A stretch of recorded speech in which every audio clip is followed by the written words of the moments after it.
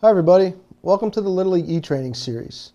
My name is Nick Karinji. I'm the Senior Director of Operations and Education for Little League Baseball and Softball. Today's session is an overview of the Interleagueplay form. Sarah Thompson, our Director of Softball, will walk us through the uses and complete the form. Let's send it over to Sarah. Thanks, Nick. And today we're going to talk about the Interleagueplay form. The Interleagueplay form is generally completed in the late winter or early spring, depending on when your registration and season start. It's used by leagues and districts where certain divisions don't have enough teams in-house for a regular season schedule or to make your regular season schedule more interesting. The Interleagueplay form is generally used in softball and teenage divisions of baseball and softball. Now let's take a closer look at the Interleagueplay form.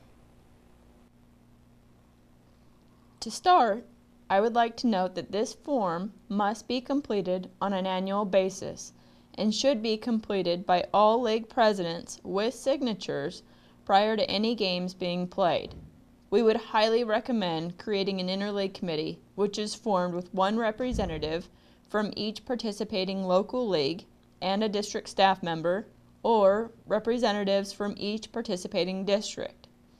For regular season participation and competition, Interleagueplay forms may include more than 3 leagues and/or districts, and may include leagues from within a district, across district boundaries, and across state boundaries.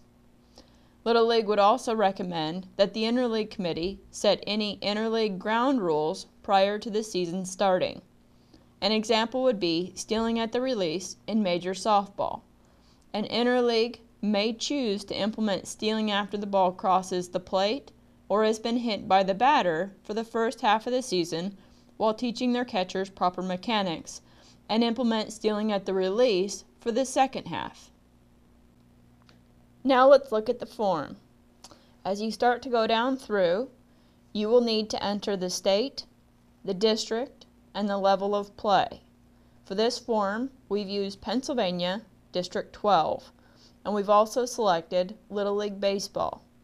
If you are coordinating interleague play for different divisions, you will need to complete a different form for each division. Now moving down to the bottom segment of the form, you will need to enter in each participating league name and ID number. If you are having more than 3 leagues participate in this regular season interleague play, you will need to attach another form with the additional league names and ID numbers. You will also enter in populations for each league and their team numbers for that particular division. Again, this one is for Little League Baseball. All the presidents will need to sign the form, and each league will need to supply you with the player numbers of the appropriate aged players that will be participating within that particular division. Again, Little League Baseball, and as you can see, the player numbers as noted above. For the final segment of the Interleagueplay form, you will need to check whether this request is for tournament play or not, and identify which leagues are involved in the combination.